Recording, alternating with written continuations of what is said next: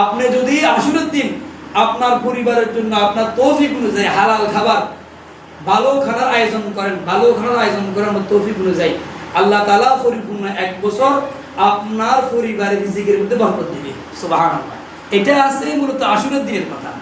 কিন্তু আমরা নিয়ে গেছি ও শবে বরাতে। শবে বরাতে এই ধরনের কোনো কথা কোরআন হাদিসের কোথাও নেই। এটা একটা গলত, এটা ভুল কথা।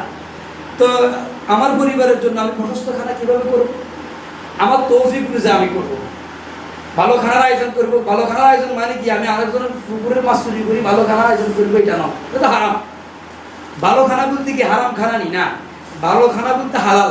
হালাল খানা আমার তৌফিক অনুযায়ী সেদিন গরু গোশত হোক, মুরগি হোক, অন্য কিছু হোক, মাছ হোক, আমার তৌফিক অনুযায়ী আমি আয়োজন করবো। আল্লাহ রাসূল সাল্লাল্লাহু আলাইহি সাল্লাম বলেন আল্লাহ তাআলা পরিপূর্ণ 1 বছর আমার পরিবারের জন্য রিজিককে প্রশস্ত করে দিবে, রিজিকের মধ্যে বরকত দান করবে। সুবহানাল্লাহ। সেটা হলে কি